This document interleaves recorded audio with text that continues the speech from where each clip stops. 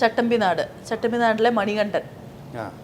മണികണ്ഠനെ കുറിച്ചിട്ട് എന്തെങ്കിലും? മണികണ്ഠൻ ഞങ്ങൾ നേരത്തെ തന്നെ ഡിസ്കസ് ചെയ്തുകൊണ്ടിരുന്നപ്പോൾ മണികണ്ഠൻ ഇങ്ങനെ ഒരു തെലുങ്ക് പാട്ടൊക്കെ പാടിക്കൊണ്ട് വന്നിട്ട് നേരത്തെ നമ്മൾ പറഞ്ഞ അതേ സംഭവം വൈറലായ ഒരു പോർഷനാണ് അത്.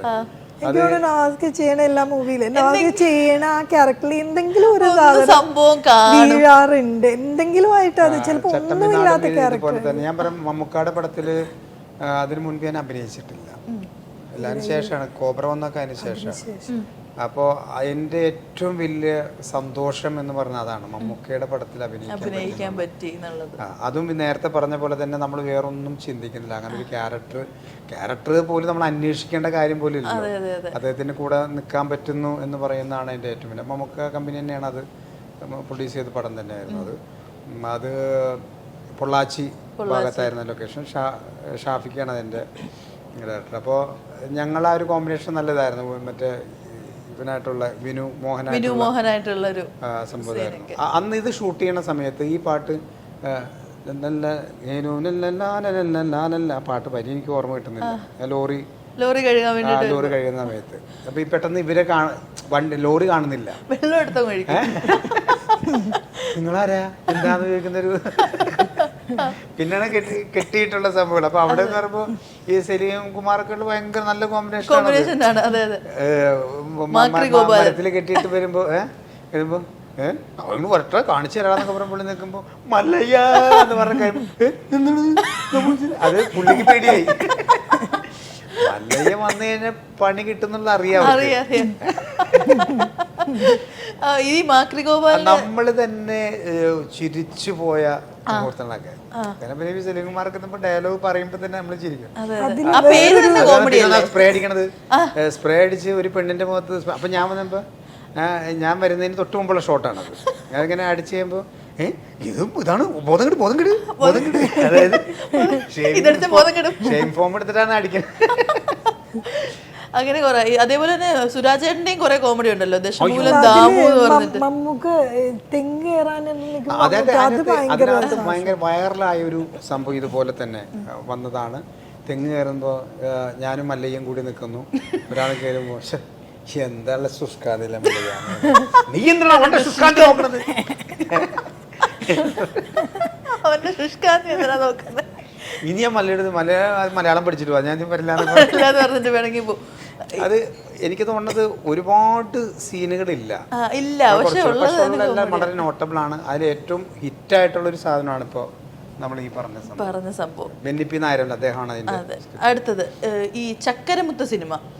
അതിൽ ഈ ദിലീപേട്ടനെ കൊണ്ട് ഫുള്ള് കുഴിയിലും ചടിക്കാൻ വേണ്ടി എരിയേറ്റി കൊടുക്കുന്ന മെയിൻ ക്യാരക്ടറാണ് ഈ പറയുന്ന സംഭവം. നിങ്ങൾ ഈ ചോദിക്കുന്നത് മുഴുവനുണ്ടല്ലോ, അതായത് ഇതൊക്കെ എന്ന് പറഞ്ഞാൽ നമ്മുടെ ഭാഗ്യങ്ങളിൽ വന്നു പോയിട്ടുള്ള പടങ്ങളാണ്. ഇപ്പം ഈ ആദ്യം രണ്ടെണ്ണം പറഞ്ഞ പോലെ തന്നെ ലോഹിത് സാറായിട്ടുള്ള ഒരു മീറ്റിംഗ് ആദ്യം ഉണ്ടായിരുന്നു. ഞാൻ ആദ്യമായിട്ടാണ് ഇപ്പോൾ ഇവിടെ പറയുന്നത്.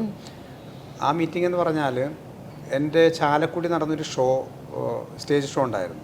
അവിടെ ആർട്ടിസ്റ്റുകളെല്ലാവരും ഒരുപാട് പേരുള്ളൊരു പ്രോഗ്രാമാണ് അത്. ലോഹിത് സാർ വന്ന് പ്രോഗ്രാം കണ്ടു. ഞാൻ സ്റ്റേജിൻ്റെ ബാക്കിലേക്ക് ഇറങ്ങി വന്നപ്പം ഇതിൻ്റെ മുടി ഒന്ന് ഇങ്ങനെ കാണിച്ചിടാന്ന് പറഞ്ഞു. അപ്പോൾ ഞാൻ അങ്ങനെ മുടി ഒഴിച്ചു. ശരി പോയിക്കോ എന്ന് പറഞ്ഞിട്ട് അങ്ങനെ പരിചയപ്പെടാക്കി. വേറെ ഒരു എന്താണെന്നും അറിയില്ല. അത് കഴിഞ്ഞ് ഒരാഴ്ച കഴിഞ്ഞപ്പോൾ എന്നെ ഇങ്ങനെ സിദ്ധുവേട്ടൻ വിളിച്ചിട്ട് പറഞ്ഞു,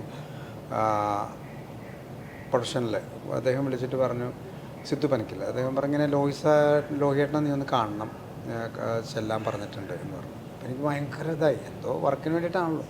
അങ്ങനെ ഷൊർണൂർ പോയി ഞാനങ്ങനെ മീറ്റ് ചെയ്തപ്പോൾ സംസാരിച്ചു. ഒരു സംഭവമുണ്ട്, നീ വണ്ടി കയറി എന്നിട്ട് എന്നെ വണ്ടിയിൽ കയറ്റി ഞങ്ങളിങ്ങനെ പോവാണ്. പോയി ഷൊർണൂർ മറ്റേ അദ്ദേഹം താമസിക്കുന്ന അവിടെയാണ്, ലക്കിടി ആ ഭാഗത്താണ്. അവിടെ നിന്ന് പോയി പിന്നെ ഒരു പാടം ഏരിയ അങ്ങനെ കറക്റ്റ് ചെയ്ത് പോയി. അവിടെ ചെന്നപ്പോൾ ഈ കാളപ്പൂട്ട് ഒരു മത്സരമുണ്ട്, എന്തായാലും പറയാം, കാളകളെ നമ്മൾ ഓടിച്ചിട്ടുള്ള സംഭവങ്ങൾ, അതിങ്ങനെ കാണുകയാണ് ഞങ്ങൾ. എന്നിട്ട് അത് കാണിച്ചതിന് പിന്നെ തിരിച്ചു വന്നു. അപ്പോൾ അദ്ദേഹം ഒരു സംഭവം പറയുന്നത് വെച്ചാൽ ഇത് 2 ക്യാരക്ടേഴ്സാണ്, അച്ഛനും മകനും തമ്മിലുള്ള ഒരു വളരെ തീവ്രമായിട്ടുള്ള. അപ്പോൾ എനിക്ക് തോന്നുന്നു മുരളിച്ചേട്ടനാണെന്ന് തോന്നുന്നു അച്ഛൻ്റെ ഒരു സംഭവം പ്ലാൻ ചെയ്യണം. അപ്പോൾ അദ്ദേഹം ലോഹിത് സാർ ഭയങ്കരമായിട്ട് ആഗ്രഹിച്ചിരുന്ന ഒരു വർക്കായിരുന്നു അത്. പിന്നീട് അതിൻ്റെ ഒരു കണ്ടൻറ്റ് ഇപ്പോൾ അദ്ദേഹം മനസ്സിൽ കണ്ടിരുന്ന സംഭവം വേറൊരു സിനിമ, ആ സിനിമ ഞാൻ പറയുന്നില്ല, വേറൊരു സിനിമയിൽ വന്ന് അതുകൊണ്ട് ആ പ്രോജക്റ്റ് താൽക്കാലികമായിട്ട് മാറ്റി വെച്ചു. എൻ്റെ ഭാഗ്യദോഷം. അതിൽ നമ്മൾ ഒരു വലിയ പ്രോജക്റ്റിൻ്റെ ഭാഗമാകേണ്ട ആളാണ് ഞാൻ ലോഹി സാറിൻ്റെ വർക്കിൽ. അതങ്ങനെ ആയിപ്പോയത്. അപ്പോൾ ഇത്രയും നടന്ന കാര്യങ്ങളൊക്കെ നമുക്ക് സംഭവിച്ച് ഭയങ്കരമായിട്ട് സന്തോഷിച്ച നിമിഷങ്ങളാണ്. അതിന് കുറേ കാലത്തിന് ശേഷം, അതായത് അദ്ദേഹം വേറെ 1-2 പടങ്ങൾ ചെയ്തതിന് ശേഷമാണ് ചക്രമുത്ത് വരുന്നത്. ചക്രമുത്ത് വന്നപ്പോൾ എന്നെ വിളിക്കാൻ പറഞ്ഞു. അതെന്താ കാര്യത്തിൽ, അപ്പോൾ അന്ന് ഞാൻ മുടിയൊക്കെ ഇങ്ങനെ ഭയങ്കരമായിട്ട് ചീകി സുന്ദര കുട്ടപ്പനായിട്ടൊക്കെ നടക്കുന്നൊരു സമയം. അതുകൊണ്ട് അദ്ദേഹം പറഞ്ഞു, ഇങ്ങനെയുള്ള ചില ബ്യൂട്ടി പാർലറൊക്കെ നടത്തുന്ന ആളുകളുണ്ടാവും സുന്ദരന്മാരായിട്ട്, നിന്നെ പോലൊരു ഫിഗറാണ്. അപ്പോൾ എന്നോടുള്ള പ്രത്യേക സെന്റിമെന്റ്സ് മാത്രമല്ല, നിന്നെ പോലൊരു ഫിഗറാണ് അതിന് വേണ്ടത്. പേര് സന്തോഷ്, മിക്കവാറും എല്ലാവരും സന്തോഷമായിരിക്കും പേര് വരിക. അപ്പോൾ അങ്ങനെ ഈ ഒരു രൂപമാണ് എനിക്ക് വേണ്ടത് എന്ന് പറഞ്ഞിട്ട് അങ്ങനെ വിളിച്ചു ചക്രമുത്തിന്. അപ്പോൾ ഈ ദിലീപേട്ടനായിട്ടുള്ള കോമ്പൊക്കെ നല്ല ദിലീപേട്ടനെ മൊത്തത്തിൽ കുഴപ്പത്തിലാക്കുന്നത് ഈ ഒരു ക്യാരക്ടറാണ്. അതിൽ എന്തൊക്കെയാ പറഞ്ഞു കൊടുക്കുന്നത് അതിൽ. ഇങ്ങനെയുള്ള റിയൽ ലൈഫിൽ ക്യാരക്ടേഴ്സിനെ കണ്ടിട്ടുണ്ടോ ശരിക്കും? ചെറിയ പിള്ളേരെയൊക്കെ ഇതേപോലെ ശരിക്കും പറഞ്ഞാൽ നമ്മൾ നാട്ടുപുറങ്ങളിലൊക്കെ അത്തരത്തിലുള്ള സംഭവങ്ങൾ നമുക്ക് അറിയാൻ പറ്റില്ല. ഇങ്ങനെ എരി പിടിപ്പിച്ച് അതല്ലെങ്കിൽ ഇവന് പ്രത്യക്ഷത്തിൽ വന്നത് ചെയ്യാനും പറയാനൊക്കെ പ്രശ്നം. അപ്പോൾ അവൻ്റെ ഉള്ളിലെ ആഗ്രഹങ്ങളൊക്കെ വേറെ ആളെ കൊണ്ട് ചെയ്യിപ്പിക്കുക ഇഷ്ടം പോലെ ഉണ്ടല്ലോ. പ്രത്യേകിച്ച് ലോഹിയേട്ടൻ്റെ കഥയിൽ അങ്ങനെ ഒരു ക്യാരക്ടറോ ആ സിറ്റുവേഷനൊക്കെ വരണമെങ്കിൽ അത് നടന്നിട്ടുള്ളത് കൊണ്ടാണ്. പല ആളുകളിലും പല സംഭവങ്ങളൊക്കെ കണ്ടിട്ടുള്ളതായിരിക്കാം.